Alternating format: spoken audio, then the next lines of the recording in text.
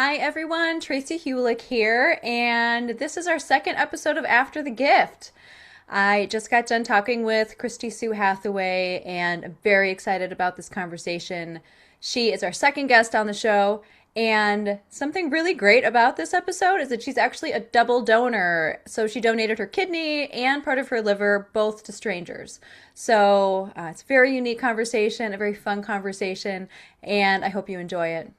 All right, Kristie Sue, thanks for joining me today. Thanks Nice for to meet having you. me. Of course, of course. Thanks for being up for this. Now, this is a new thing, and when I came up with this idea of After the Gift, I had pretty recently found you on Instagram through your account, and I don't even remember. There was a couple posts in quick succession where it alluded to how your life is so much richer after donating, and the fact that you're a double donor. I thought, I bet Kristie Sue would be a great person to talk to. So thanks for being receptive to my invite. Yeah, absolutely. Great. Well, typically with these, I don't spend much time on the nuts and bolts of the kidney donation because there's so many stories out there where people talk about why they donated, to whom, how long they were in the hospital. Like that kind of information, thankfully, is everywhere now, which is so great. But yours is a little different because you're a double donor, and not even just a double donor, but both donations were to strangers, which I thought Yeah. was amazing. I already have goosebumps, like just doing your little mini introduction there. But let's start with that. So you donated your kidney first, right, in 2021? Yeah, that's correct. Yeah. So it was just placed on my heart to do it. And I moved through the process and it was like really like I like to say it was a very unremarkable recovery in that like I had no hiccups, no bumps in the road or anything. So I was pretty lucky there. And I just felt like it like profoundly impacted my life in a positive way. And that could be because, I'm a pretty risk adverse person. So it takes something big to kind of like push me through to the next step, as far as like if I'm going to do something somewhat risky or even not risky, quite frankly. Like I take decision making very seriously. For example, I have a hard time buying a new car, even. It took me years to buy the vehicle that I have right now. So I really take a lot of time to think through things. And with the kidney donation or even with the liver donation, it was just like, oh, this is a thing. Yeah, I just felt like I had to do it. And then there was like definitely steps along the way where I had to overcome some fear around it. I know some people are like all full throttle excitement, and I was excited. I was excited about the idea of somebody getting the phone call about getting a kidney, but there was also like I had never had a big surgery before and like I'd never stayed in a hospital and those types of things. So I think part of it was just overcoming that and going through the steps. I knew I was going to do it. I had no doubt if I got approved to do it, like I was going to follow through with it. It was just a matter of, what I needed to go through psychologically to get myself there. And so I think that just in that process was a lot of growth. And I think it also strengthened my faith because, like, when I had fear, my husband had faith, and he was like, this is in God's hands, and you will be just fine if that's the plan. And if by a small chance something were to happen, like that too is God's plan. So we went into it, like kind of prepared for everything. And as you go through the donation process, they have to tell you anything that could possibly happen or those types of things. And I wasn't really worried about that. It was just like this kind of the fear of the unknown of like recovery and those types of things. So just in that, I felt like that was huge for me to like overcome that. And then once you come out the other side and you kind of take a step back and look at other people in your life and realize like if they had a need for an organ or they were going through some sort of like trial like cancer or something like that, how much it affects everybody that they know, their whole family, like their coworkers, their friends, everybody. And so then when you can actually like take a step back and think like, wow, the person that I donated to had been on dialysis, and dialysis is really hard. It takes up a lot of time, it's really draining and all that. And it's like to think that like I did what was kind of very little on my part compared to what they got. I think I've heard it described by another donor as like an asymmetrical gift. Like the piece that I gave and what I gave up was so small for what they gained, you know? So, yeah, so there was a lot of growth for me there in donating the kidney for sure. It's really beautiful to hear about the amount of trust you had in the process. And it sounds like your husband was a perfect complement in the process, too. That, the team of the two of you together to support you going through this process. It sounds beautiful the way that you describe that. Yeah, and the caregivers really like I couldn't have done it without him. And they don't get enough credit because like really he was there for everything and he was totally on board. And a unique thing about my husband is he has only one kidney, and so he had his removed um back like in the 80s because he had a birth defect. And so that was a very different operation than it is now. And he could speak to that, like, hey, like I had a nephrectomy. It was for a different reason, but like you'll be just fine. So I also had that support where it's like, oh yeah, he's been through this. He's living fine. He's lived, from teenager to all through his adult life with just one kidney, and he's done just fine. So that was also very comforting. So yeah, I mean, like I it's almost like I know I've changed, but I almost don't remember what it was like before donating because I'm just, so settled into who I am now. But I definitely changed. Wow. Can you point to a few of the ways that you feel really different since that donation? Yeah, I think that, oddly, like when I was going through the process, you'd like to think like I'm a good person and I would do something nice for someone or those types of things. And before I donated, I would like be out in public and I would think, like, if I saw someone, like that could be the person that gets my kidney, or in the case of my liver when I donated that, like that could be the person that gets it. And also, I mean, in a bad way, you get cut off in traffic and you go, well, that could be the person that gets my organ. And it really makes you think like, okay, so they cut me off in traffic. That doesn't make them overall a bad person. It means they're having a bad day for whatever reason. And it really has caused me to give a lot more grace to people in those moments of hard times, right? Um, like just throwing out a hypothetical, let's say that I get cut off in traffic or, whatever, right?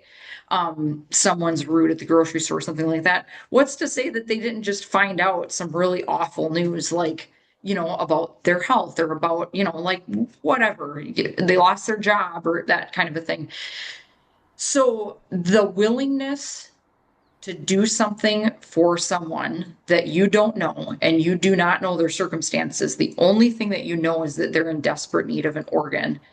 Um, and you don't care where it goes. I think that that's like really powerful to follow through with that. And, what I've heard from people, when they hear like that I've donated to a stranger, you know, a lot of times when people talk about it in it kind of reveals a lot about themselves when they're talking to me about whether or not they would donate an organ. And I never try to convince anybody to donate. It's not about that. It's about kind of telling my story. And I think that sometimes that lands with like non-directed donors. A lot of people have that as part of their story. Like they heard that someone else did it and then they're like, oh, I'll do that. Uh, so I never try to convince anyone. But if it does come up, what often I get is people telling me why they wouldn't give to a stranger. Like, well, I would have to know, that they're a good person, or I would have to know that they wouldn't do X, Y, or Z, or I would have to know why they needed the organ. And so it's just kind of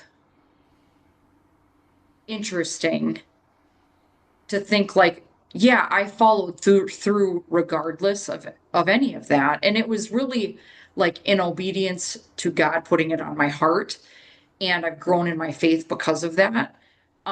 Because I was obedient to that, followed through, and I've been really blessed. I have wonderful health. Obviously, I was able to donate twice. I'm very active, and just also on that note, I think that I've always been really healthy and I've always been really active.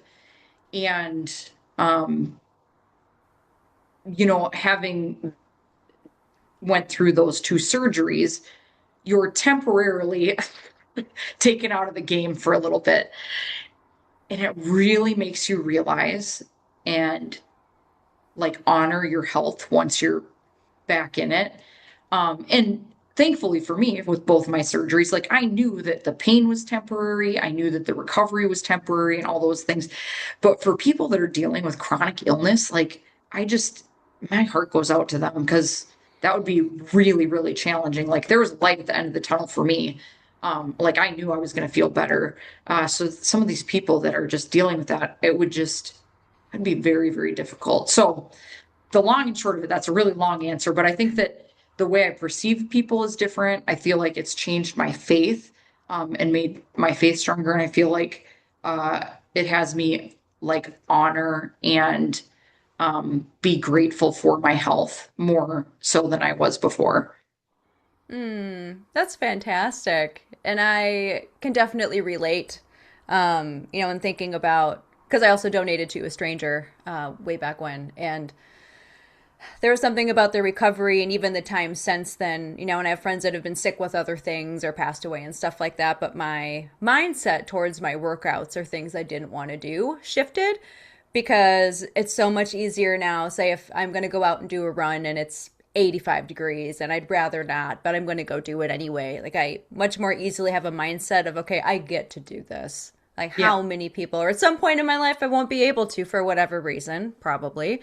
But now I get to. And so what? It's 85 and it's hot and, it's going to be sticky and gross. But like I get to move my body in this way. I get to be a steward of this vessel and do my best for it and pay attention to what it needs and keep pushing my boundaries physically to live a vital physical life. Like that's a gift in itself, and I take it seriously. And it was easier to access that after donation than it was before.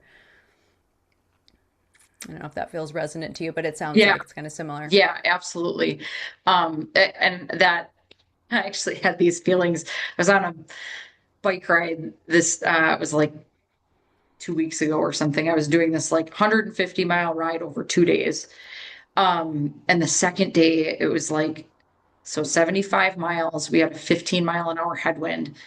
And it was like, as much as it was hard, I was like, no, I should be grateful that I'm in a position that I can be out here riding my bike. Like, does it matter when I finish? No, it doesn't matter when I finish. Does it matter that it's hard? No, nobody cares that it's hard, and what kills your pace builds your character. So, I mean, there's also that. But yeah, so I definitely was feeling that a couple weeks ago. That's a great quote. That's a good bumper sticker or something. Yeah, I'm full of those. Oh, Why not? I love it. I love it. Let's talk a bit about your liver donation. So when did that Sure. get on your radar after your kidney donation, or was it already on your radar before you even donated your kidney?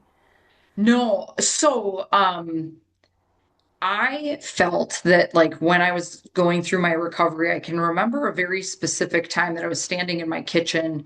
And I mean, we're talking, I wasn't even like a few weeks out. And I just knew it, just again, kind of placed on my heart, like, you're going to donate part of your liver. And I'm like, really? Like, and that's the only way I can describe either one of them is that it was placed on my heart. And that's like, it was a mission that I was given. So I knew I was going to be doing it. I was apprehensive about it, but I'm like, well, okay, like I followed through with this first one. Everything went fine. Like I'm going to do the second one. But I just asked, I said, can I just have some time? I just needs some time.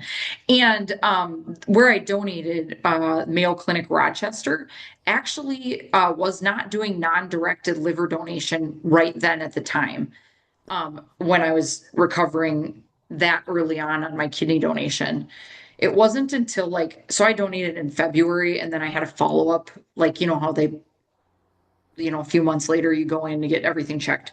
So my follow up was in October. And that's when I saw, like, in the transplant, like waiting room or whatever, that they had opened it up for like non-directed donors for liver. And I'm like, oh, okay. And I was like, I'm still not quite ready yet. So then I just kind of filed it in the back of my head, went on with my life. And then it was in 2024 that I just kind of felt that nudge of like, yep, now's your time. You should probably do this. So I was like, all right. So in it would have been December of 23, I went in for my evaluation. And they were like, yep, you're good to go. And you can probably understand this when you donated your kidney. When you're not a direct donor, they're like, hey, when do you want to do this? Like, when does it work for you? There's like, whenever, if you're willing to do it, they're willing to work with you. And I was like, all right, well, I've got a vacation in March that I'd like to do. And then I have a wedding to go to in April. So I'm like, the earliest that I could do it would be like mid-April. So anytime after mid-April, I'm good for.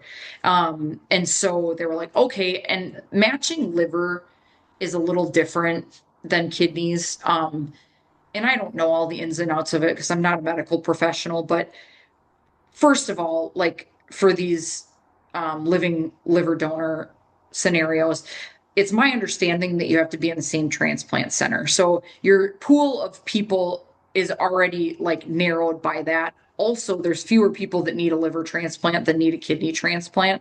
So your, like pool is narrowed by those two things quite a bit.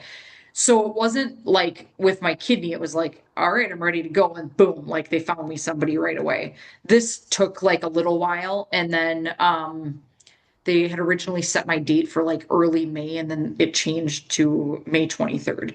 So I was like, all right, let's do this. May 23rd. Awesome. I mean, I wasn't planning on spending my Memorial weekend that year that way, but I mean, why For good not? reason. Yeah, my Yeah. husband was on board and he was like, all right, yeah, let's do this. So that year we spent Memorial Weekend at the Mayo Clinic. Nice. Yeah. So I will always remember, Memorial Weekend as being my like that was my weekend. Hmm. Yeah. Yep. Wow. So it's interesting hearing you talk about this source of inspiration for your kidney donation and your liver donation that really it's like as you say, it was put on your heart and more of a feeling than, oh, I saw this news story and then I thought about it, so then I looked into it. Very like a feeling based decision. And I feel like it's not very often that I hear that or people pay enough attention to those, impulses and those things that come up. I mean, are there other big life things that have come up for you in this way where it was more of a feeling that you paid attention to and honored, or are these really the two biggest ones you can think of? No, at work I've had things like that. Like it's like a nudge. So I work in law enforcement, so there's times when there's things that they don't train you for, and there's things that there's no way to train you on. Like, so, like, an example is there was a woman that I had arrested for DWI, and she had her daughter in the back seat.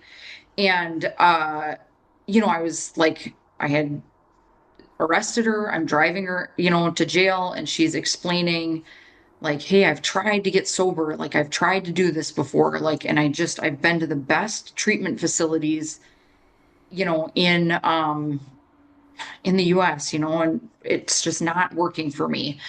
And so once I got her to jail and, like I went through the process of testing her and everything else, I went to book her in and I said, hey, like, and this is like one of those things where it's uncomfortable, but I'm like, it was placed on my heart, so I need to say it.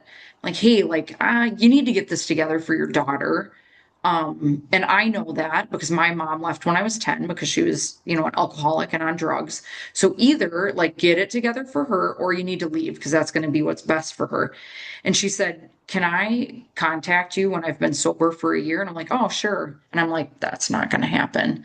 And then wouldn't you know, a year later, she contacted me and she had her 1 year medallion and she said, "I want you to have this."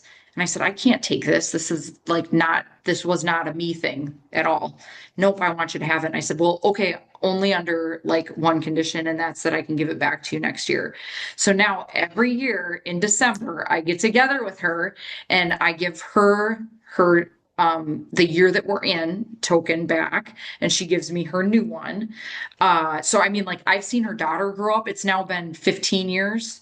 Yeah, 15 years. It will be 16. I'm trying to think. No, it'll be 15. It's been 14 years.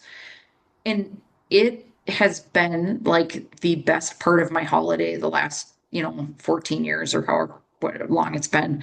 And she's doing great. Like I said, her daughter, who was like 2 at the time, got her driver's license.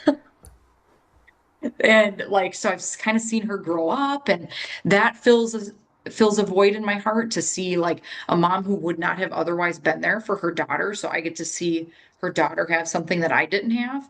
And so like these types of things come up, and I think that often it's uncomfortable, so people don't like lean into that. That's not a conversation that's comfortable to have, right? And yeah, so I've definitely been blessed by when I do listen to those prompts. There have been other work stories that I won't get into, but same thing where it's like you feel this nudge and you're like, man, this is a little uncomfortable. Like, really? You really want me to do this? And you have those Yeah. conversations, and it just turns out to like really have an impact on somebody's life. So yeah. Oh, that's amazing. Just the level of trust. I mean, just I feel like trust, and faith are the themes of this conversation so far Mhm. of just trusting that voice inside you or that feeling or feeling compelled to do something or say something that like when you trust it, like the unfolding is pretty beautiful. Like I'm sure you never could have expected the kind of relationship you have with that woman and her daughter and what Yeah. that did to stoke her own fire of, whether it's her own like willpower, faith, whatever combination of all the Mhm. things to sober up and get on the right track for her kid and for herself. It's really beautiful. Yeah. Yeah. It was. Yeah, I mean, like life changing for me, to have that. And like you said, it kind of like, it fills me up. It really does something for me, like every holiday, which could be like, it is what you make it, right? But like, I didn't have the greatest holidays growing up. So, it gives me something to look forward to, and it gives me, fills me up. It's my favorite part of the holiday. And it's, interesting because I've shared it on Facebook. And so then like every year, there are people that are like, "Oh, that's so awesome. I was waiting for when this was going to be. I look forward to this every year. It's my favorite part of the holiday," and all that kind of Oh. thing. So, and a number of years back when she hit her 10 year, we had like a local news story done on it through it's called like Land of 10,000 Stories with Boyd Hooper, and he did a beautiful job, which then you take a look at that and the story being told, and then that changes people, right? Or they can relate to that, or whatever. So it was, yeah, I was really blessed to have had that experience because not everybody people can go a whole career and not have an experience like that. So Yeah. Oh, and so you just brought up storytelling and the power of storytelling. And so now I have to loop this into you and your own sharing of your donation story. So before your kidney donation, did you plan to be an advocate for a donation and share yourself so openly, or is that something that developed over time? that's definitely something that developed over time. I leading up to the donation, I hardly told anyone because like you don't know if it's actually gonna go through. Like anything can happen, and then it's also like kind of weird. I mean, like it's not something that people really do. So I yeah, I didn't talk about it a lot. And then afterwards, like, people's reaction when I did share it with people that I knew were like, "Oh my gosh, wow," And then when I started to like learn more about other donors, I realized that a lot of people donate because they've heard someone else's story. So that was moving to me. I don't know if you've ever read Abigail Marsh. She is with Georgetown University, and she wrote a book called The Fear Factor based on research that she did that used non-directed kidney donors as like one of the groups that she studied. And so there's like themes in the book of like, or I can't remember if it's in the book or like times that she's talked about it in podcasts and things like that, of people just feeling like, yeah, they heard the story and were like, oh, I do that. Or they heard a podcast like, yeah, I do that. So that's when it became kind of like of notice to me that, okay, maybe it is important to tell this story. And it's a little uncomfortable at times because it's like, I don't want it to be like, oh, look at me, or self-aggrandizing or whatever.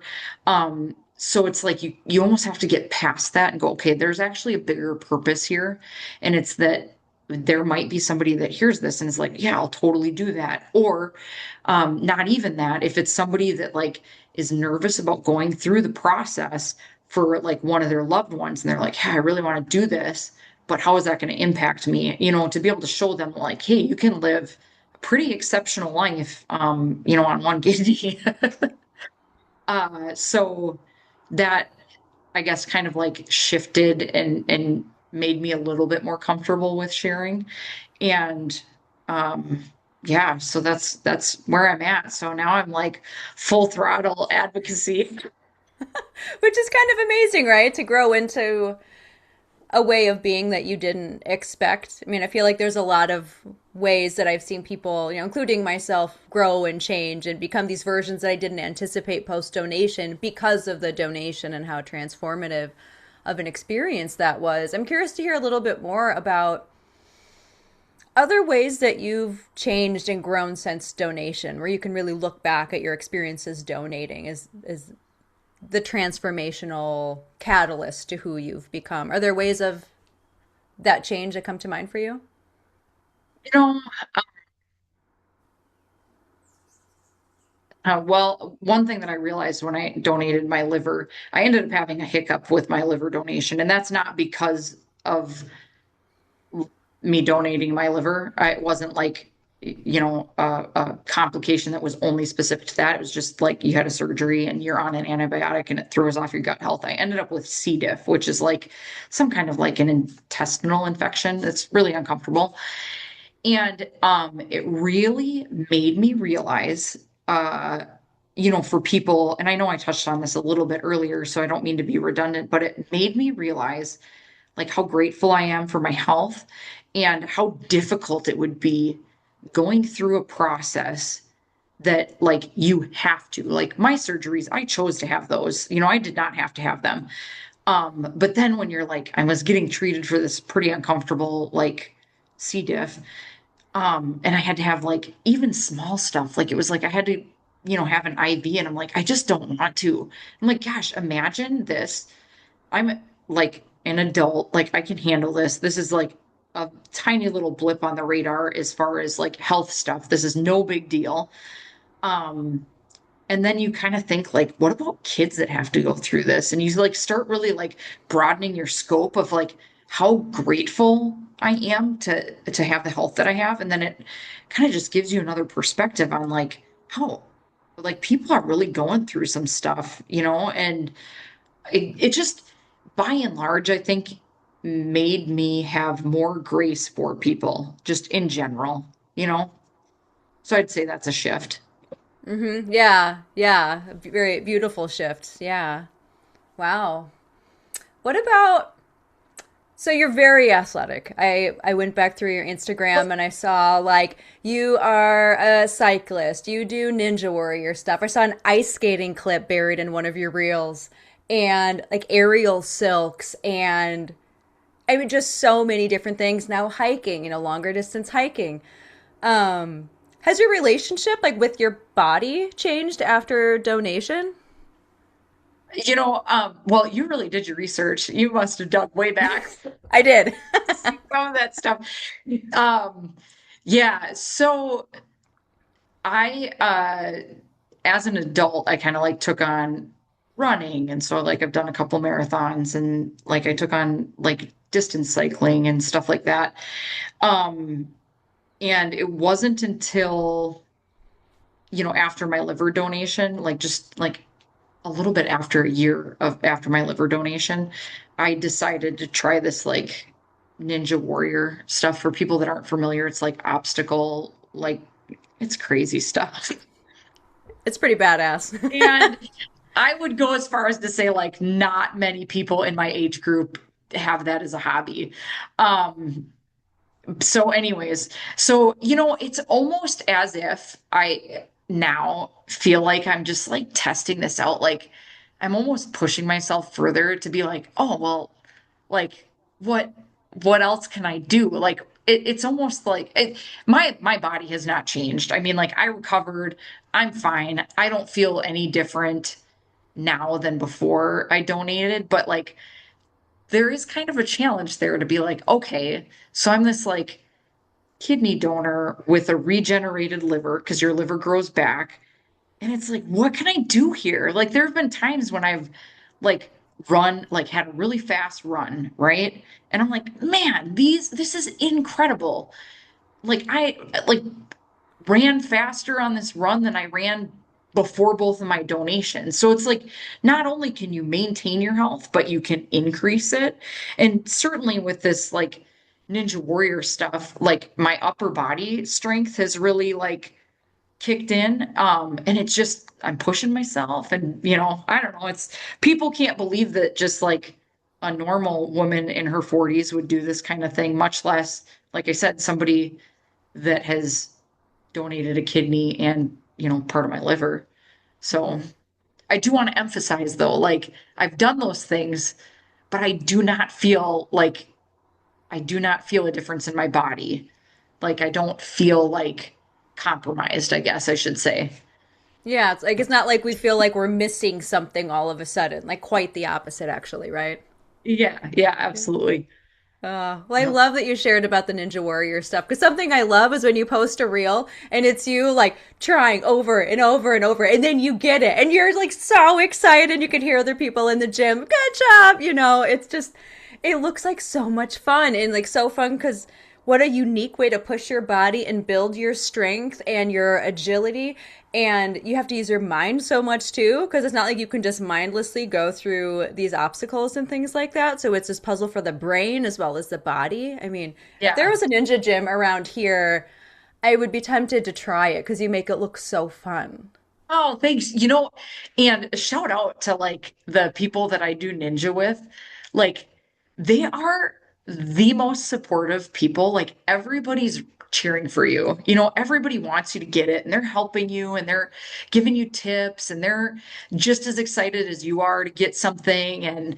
Um and there is something about the struggle, right? Like when you try something over and over and over again and you're so close and you're gonna get it. It's just you're on the cusp of getting it. And I've thought this because there have been times where I will have tried something over and over and over and over again, and I have to just like set it down and like maybe come back to it at a later session. And I'm like, oh, I should have gotten it. And it's like, well, there's something about the struggle though, because if I just walked in and was able to do it all, like that's not that's not that fun. There's something about uh there's something about the struggle. For sure, like the resilience and like I feel like you always feel more proud and excited about the things you really work hard for versus what comes Yeah. super easily. Yeah, right. Exactly. Yeah. Oh So, gosh. So you balance so you recently did this 150-mile 2-day bike ride. You're in the yeah. Ninja Warrior gym regularly. I think you built out your Yeah. basement quite a bit to do that at home.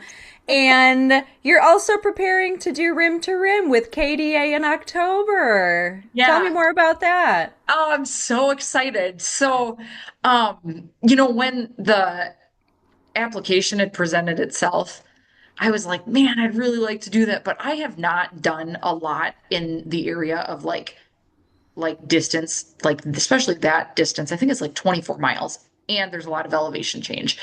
hiking. Like I've done some like day hikes and stuff, but nothing crazy.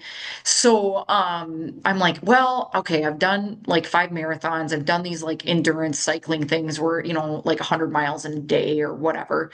So I'm like, okay, so I think I can do it. I mean, I think my body is able to do it. It's tweaking my training so that I like I can work it in and build myself up and all that kind of stuff. So yeah, I'm so pumped. Like the pictures from last year looked fantastic. So I'm really, really excited about it. I'm excited to meet, other kidney donors because that's always fun to see like where your stories are similar and where they're different. And like, I always think it's great to hear when people have like given their kidney to like a family member or on behalf of a family member and stuff like that, because that's so different than my story. So anytime I hear stuff like that, it's like, I think it's just going to be a great time. And I know you've done, I think like Kilimanjaro, right?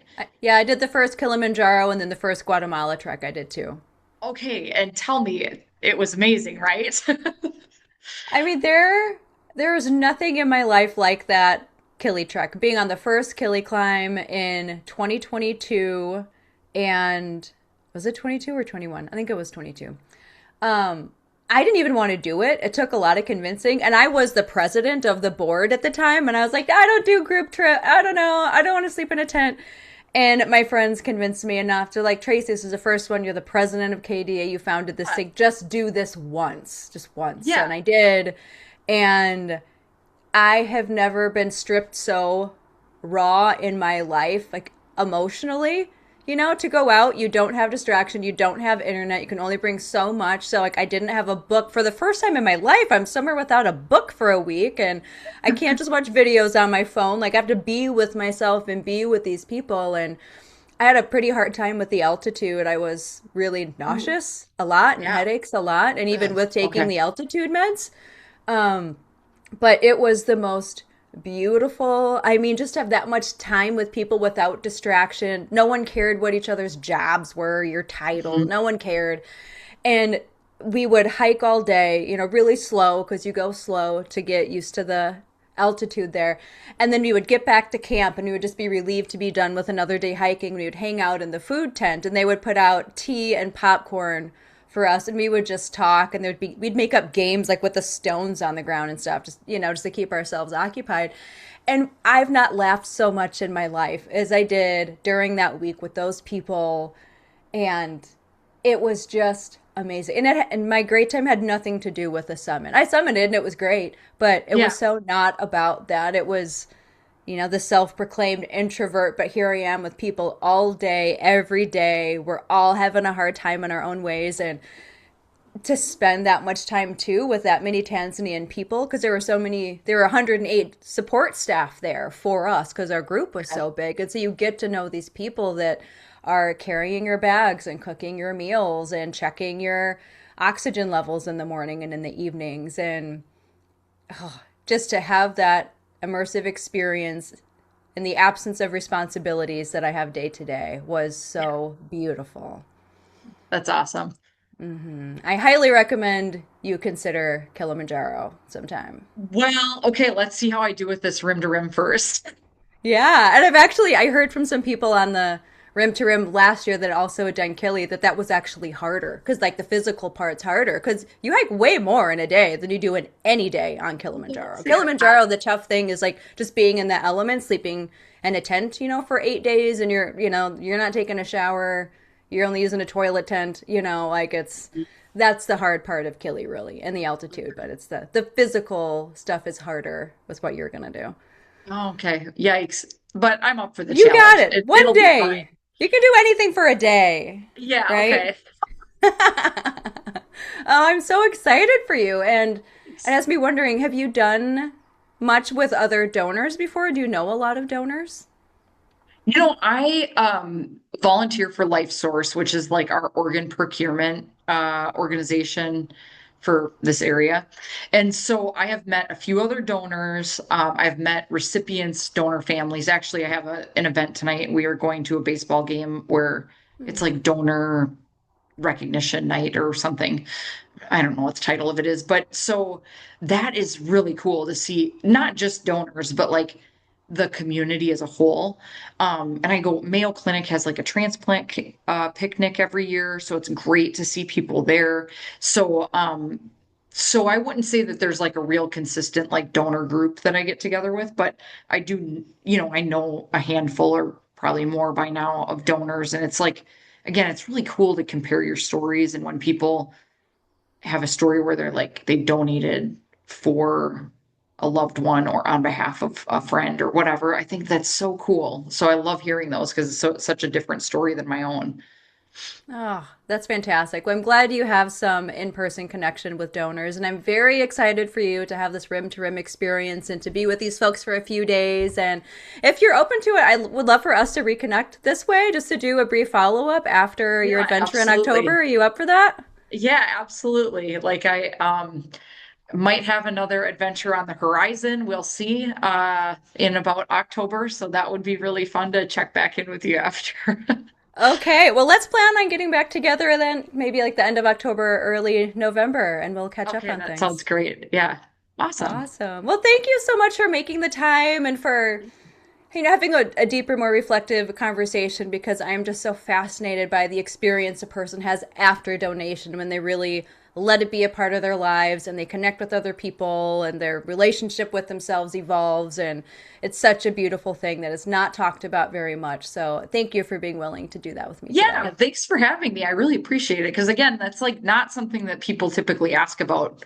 A lot of people ask about the what leads up to it and the actual process and things like that and what made you think of it or what made you do it. But yeah, I don't think that it's really covered that much like what happens after and like what our life looks like after and how we're changed. So, yeah, it's great. Thanks for doing this. Of course. Thanks, Kristie Sue.